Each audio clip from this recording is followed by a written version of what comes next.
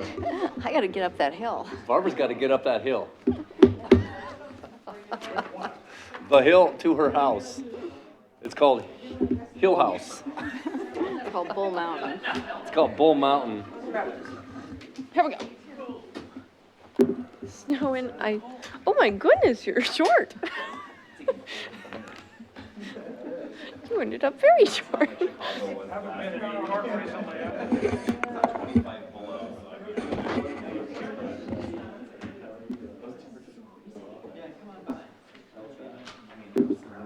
All right, we're good? We're ready? We're good. Good evening. I will call to order Wilsonville City Council meeting for February 4, 2019 at 7:40 p.m. and request a roll call, please. Counselor West? Here. Counselor Stevens? Here. Council President Ackerval? Here. Counselor Lehan? Here. Mayor Knapp? Here.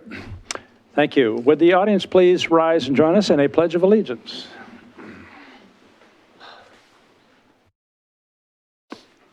I pledge allegiance to the flag of the United States of America and to the republic for which it stands, one nation, under God, indivisible, with liberty and justice for all.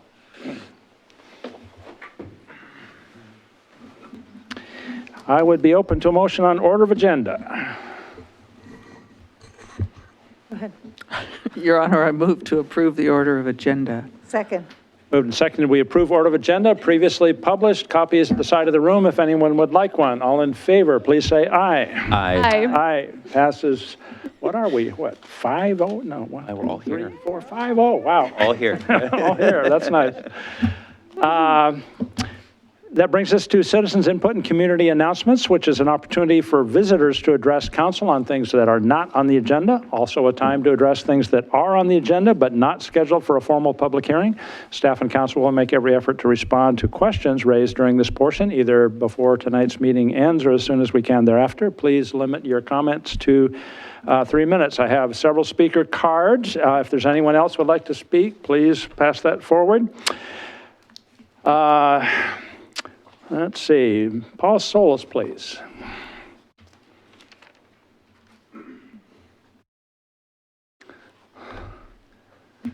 Good evening. Good evening, Mr. Mayor and council members. I just want to make this real quick. I know you guys are going over the plans for the city center, and something my girlfriend kind of mentioned to me, and I've actually thought about it, and I agree with her, is that a lot of the larger parking areas in that area, especially over by the Safeway and areas like that, are not very pedestrian friendly. And as you guys move forward with it, I'd like to see them maybe consider restriping some of the parking lots so there's like areas for people to walk in a safe manner, so they can actually get to the storefronts without being potentially run over by cars. Because sometimes it's like people drive a little too fast in those parking lots. And so that's basically all I wanted to say. And just as you guys move forward with that, just consider pedestrians as you guys are thinking about, really think about how people get from their cars to the storefronts and making sure there's a little more safe areas for them to walk. So thank you. Well, thank you. That strikes me as a very thoughtful comment. We had a pedestrian fatality in a parking lot at Fred Meyer here within the last few months, which was very sad, indicative of the problems that we can have. And it also seems like restriping, if we were to be able to work with the business property owners, is something that could be done really inexpensively and quickly without waiting for a lot of redevelopment. So maybe that's something we should follow up on. That's a good idea.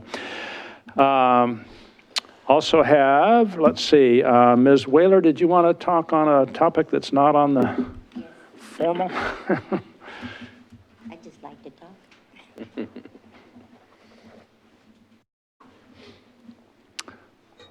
Good evening. Good evening, Council. Doris Whaler, 10668 Southwest Edgewood Court. This is on the Town Center plan. I was listening upstairs to the comments made by Councilor Lehan, and I totally agree with a couple of them that she made. The first was on public art being more defined. I think you definitely need to address graffiti, whether you want it or you don't want it. I think it needs to be defined. Then on the parking issue, you wouldn't think of doing a residential development without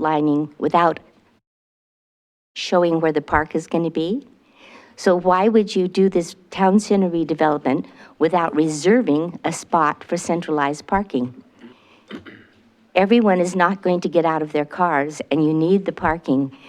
We don't know when, but it's too late to put it centralized if you don't reserve the land for it. Thank you. Thank you. And Mr. James Adkins.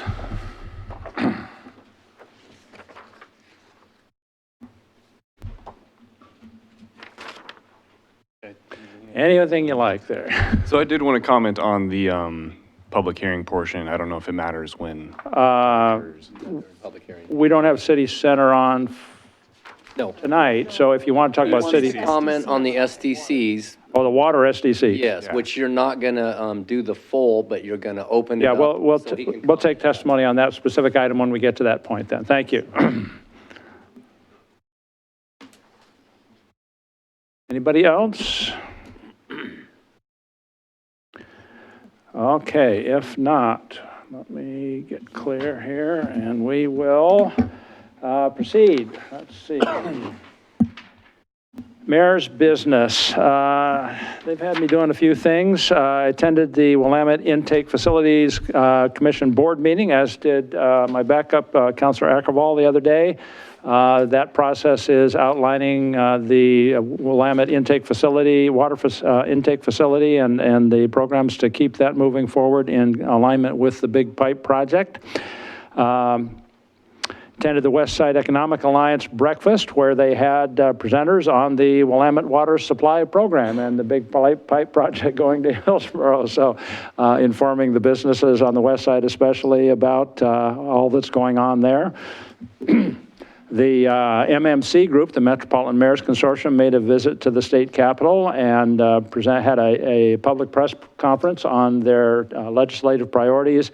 That group has voted to endorse the cap and trade, cap and invest carbon proposal, advocated for more mental health dollars and more programs to deal with that, and highlighted drug treatment for the homeless populations also. At least hope that they can find their way forward on some of those things.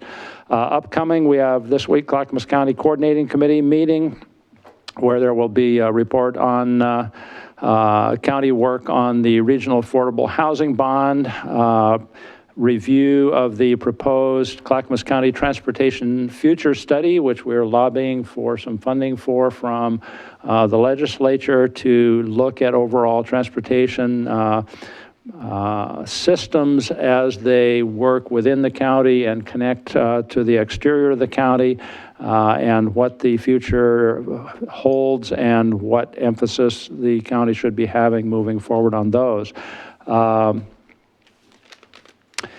We also have then probably expect to have updates on the county's legislative agenda and progress they're making on the vehicle registration fee proposal that the county is pursuing also. I'll be doing a welcome to Wilsonville for Shriners International Convention. They expect about 120 Shriners representing 8 different centers in the Northwest. There are, just for information, about 198 international shrine centers that support 22 Shriners hospitals for children across North America, U.S., Canada, and Mexico, which is a big focus of their work. We have Washington County Coordinating Committee meeting coming up this week, the Clackamas County Business Alliance, and a joint Metro Policy Committee on Transportation, looking forward to the proposed 2020 transportation measure that Metro will likely bring to the ballot. So there's a little bit going on at the moment, but that's enough of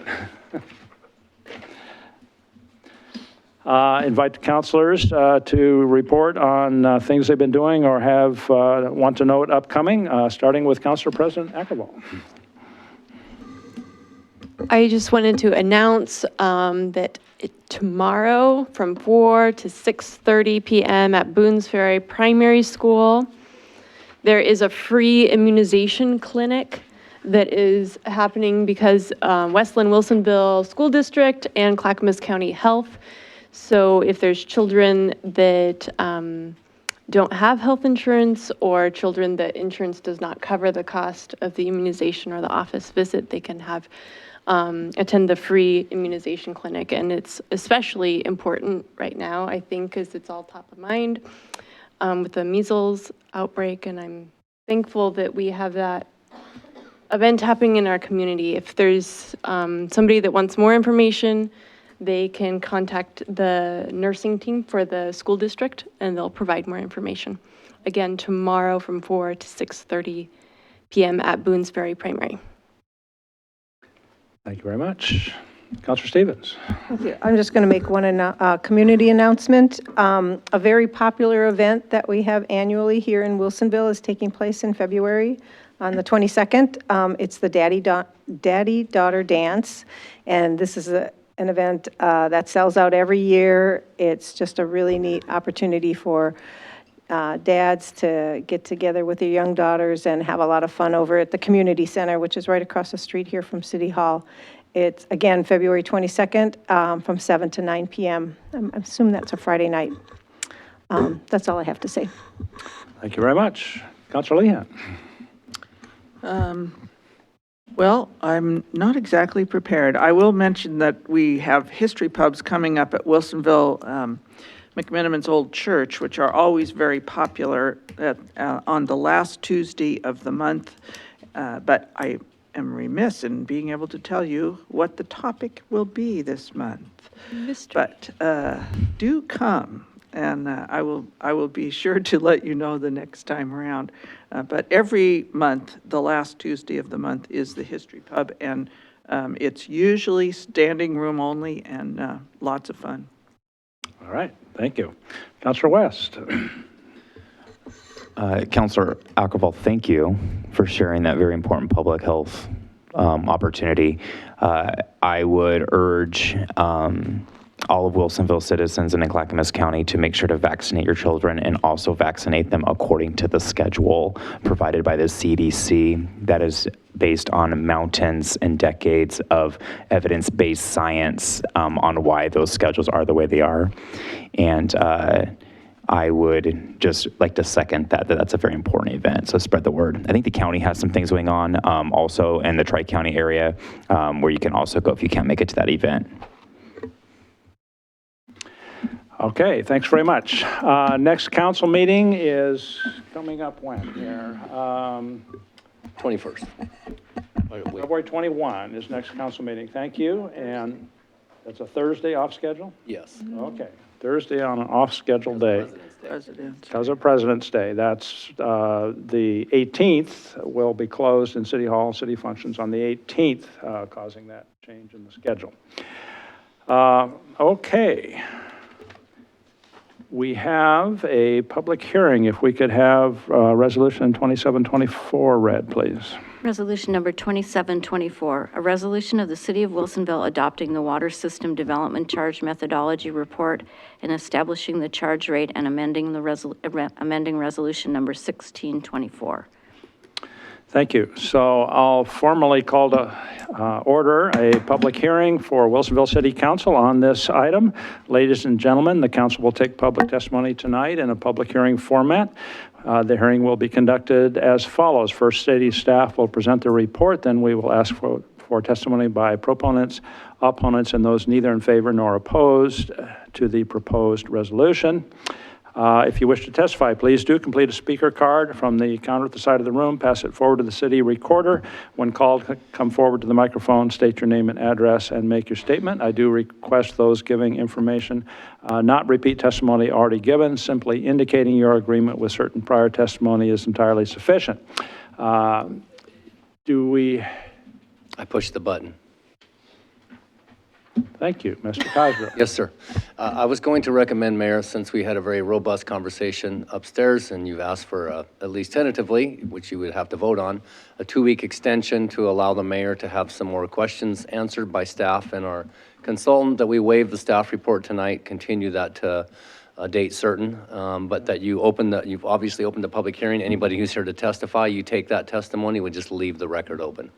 All right, we can do it that way. And yes, I did have some more detailed questions I would like to talk with staff about, and certainly if any other member of council does also have any questions they would like to have covered, let's make an effort to give a prompt heads up to staff so we can arrange time so they can arrange time, and as well as us to meet and go through that detail.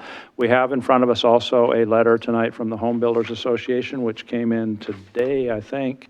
Had not seen it except briefly on email very late in the day. This has some perspective that they want to provide, so I invite you to look at that. We will proceed to take testimony from people that are interested in providing that at this point in time. And it would be, if no one else, then I will make a motion that we continue for 2 weeks, because I would like to see us have a little more time to look at these numbers and understand what's behind them. So that being the case, Mr. Cosgrove? Mr. Mayor, could you take the testimony first and then, Yep. and then make that motion? To continue and leave the record open. Absolutely. I thought that was what I said, yeah. I will invite Doris Whaler then to come forward and next as a speaker on the topic at hand.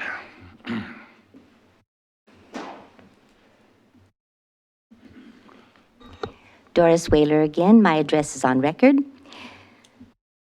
A 70% plus increase in water SDCs is outrageous. In fact, as far as I can remember back, I don't think the city has ever increased fees 70% at one time. So needless to say, I'm not in favor of the implementing full water SDCs immediately. I also question some of the information I heard upstairs too, and wonder if it isn't a little bit pushing the high side, I'll say it that way.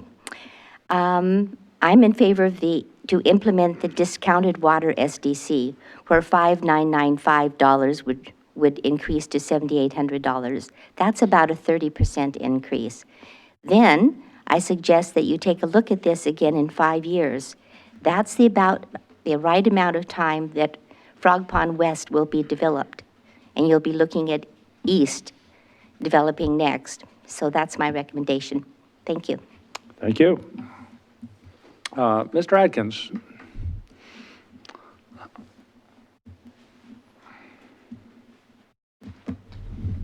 Good evening, Mayor Knapp and members of the City Council.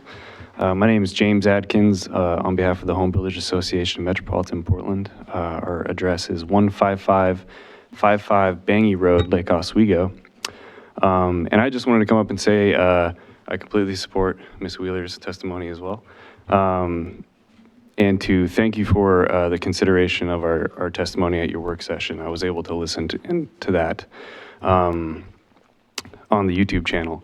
And so I thank you guys for the choice to have a continuation on this so that you can fully understand the methodology, the numbers, and where those come from, especially since this has a direct impact on the affordability of market rate housing here in Wilsonville. I also wanted to point out that in our testimony, since it was late in the day, we are also supportive of the phase-in over multiple years, that option that was presented to you by the consultants. And then also, before I forget, I want to thank staff who met with me to go over the water SDC over the previous weeks. Happy to continue the conversation also with staff and other city council, answer any questions that you may have now about our testimony, or if there's anything you'd like me to bring back on behalf of the home builders in terms of information regarding SDC policy, happy to do that as well. Thank you. Council, anything you would like to ask of Mr. Atkins? There you go. I don't know which one to push. It's that one. This one, okay. That one turns your mic on. You don't have any competition over there, that's fine. Okay. Councilor West. This was the topic in our packet that I probably spent the most time on when we got our packet, that kind of that I kind of went down the rabbit hole a little bit with, and it sounds like before I could be at the work session, so did the city council on this issue. I noticed that from the information provided me from the city, Brian, thank you immensely for getting this so quickly.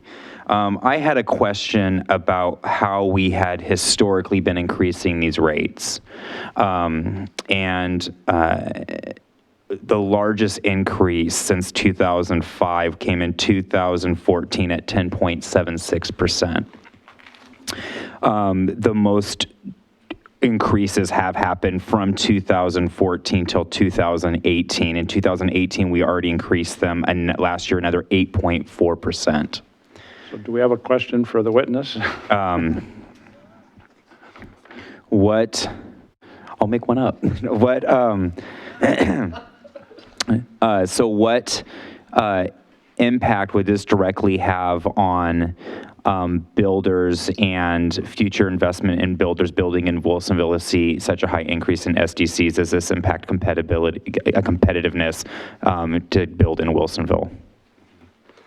I would say that outside of the cost of land,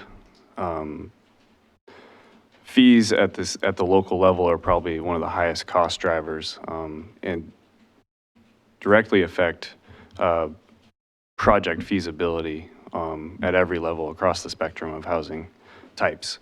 I would also say it's important to view this increase in concert with other SDCs. I know that sewer is something that you're looking at right now, in addition to possibly parks coming down the pike. So I think it's important to look at these increases in context of all of the other charges and fees as well, and the impacts that those have onto affordability and project feasibility. Do these expenses increase directly the cost to the buyer and the affordable housing crisis we see in the Portland area? Yeah, I would say that it does. It's a balance. A builder can only charge so much for a home before someone isn't going to purchase it. So if I'm a builder, I'm probably going to be looking at my 10%. How do I maintain a 10%? So if when fees increases like this occur to your project, you are going to try to maintain that 10% profit, to maintain that project feasibility, and just to maintain your business, I think.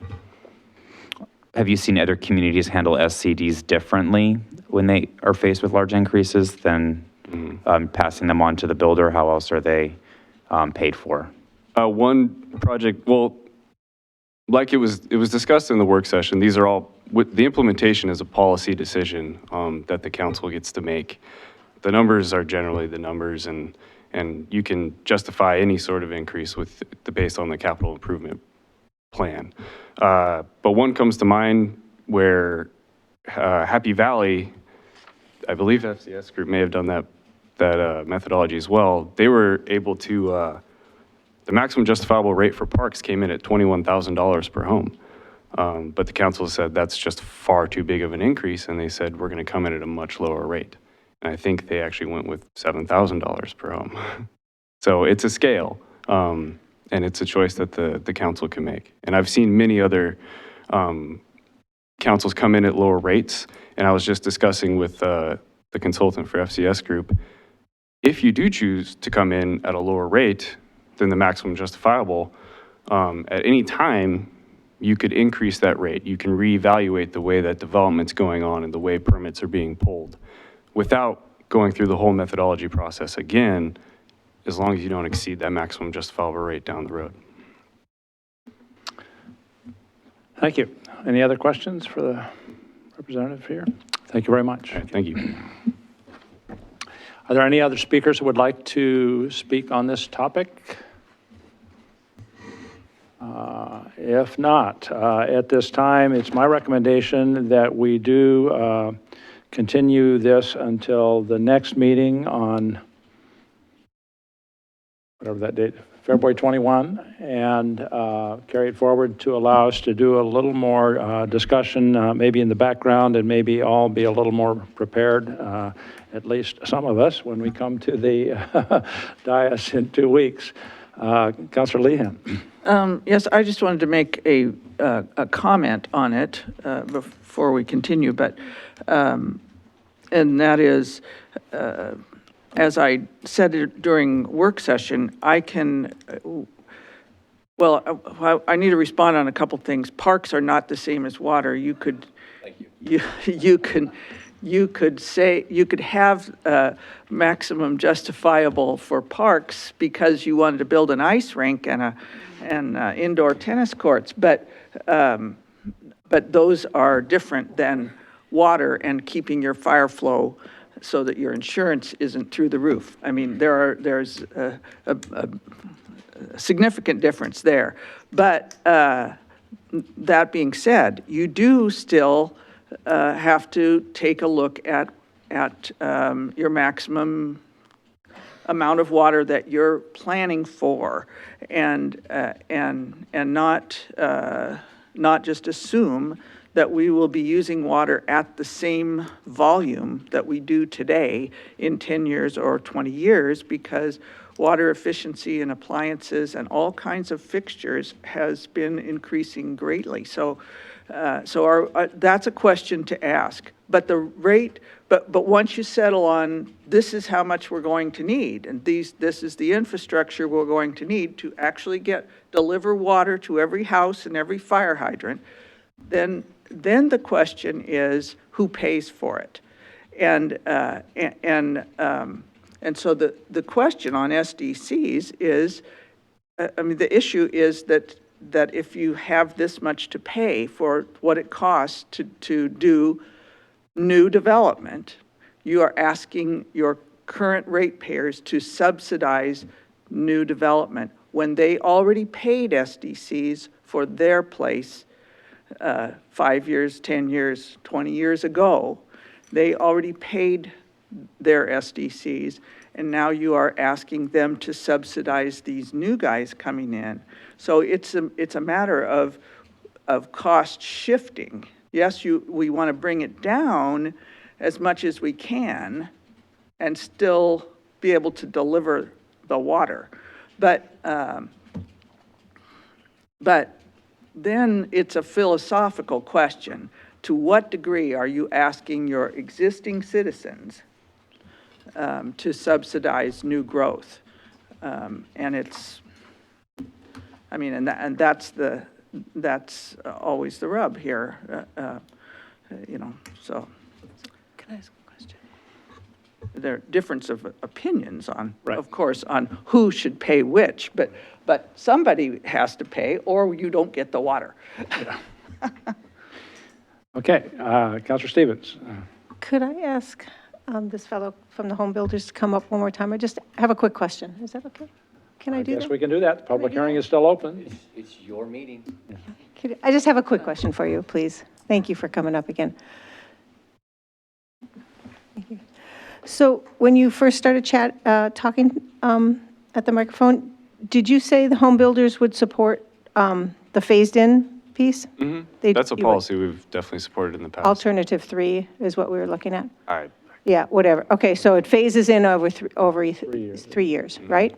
Okay, I just wanted to clarify that. I wanted to make sure I understood that. Thank you. I appreciate that. Thank That's you. it. All right, so we've heard the testimony that's available this evening, and if we are not going to take action, then I believe a continuance is appropriate. Is there a motion?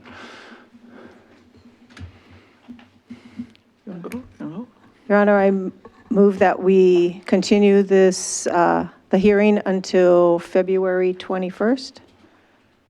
Date certain, 2019, date certain. Thank you. Is there a second? I'll second it. Moved and seconded. Any further discussion? If not, all in favor, please say aye. Aye. Aye, passes 5-0, and thank you very much. And like I say, if there is desire to have conversation and clarity on something from staff, encourage the council to get in touch with staff straight up so that they can be working on that with plenty of time. Okay, that is our only formal piece of business scheduled tonight. I don't know how that happened. Oh, darn. It's a very, so either that or the city manager was cognizant that people wanted to get off the roads early tonight and planned ahead, so. City manager's business. Segue. Yes. Pass this out earlier, but for anyone who may be watching on public access television, which we know from our community survey is about 9% of the population. If you're wondering what we do during inclement weather, this is the inclement weather plan, snow and ice control plan that we have. It's posted on the Public Works website as well. It talks about which streets we sand and which ones we de-ice, so that's all on there for anybody that's interested. And then I believe you all have received or will receive an invitation from Wilsonville School District for an event that they're having on February 23rd, I believe, it's a Saturday, Future of Schools, and they'll probably get into their bond a little bit as well. So I don't know if any of you plan to attend. Staff will be there, myself, Ms. Troha, Mr. Brashear, and Mr. Namsu plan to attend, so we'll have coverage if you don't. Appreciate that. I indicated I would go to the superintendent. It's a fascinating discussion. Yeah. All right. Thank you. Any legal business? No legal business tonight. In that case, I think I will turn us loose at 8:10. Thank you. Nicely done.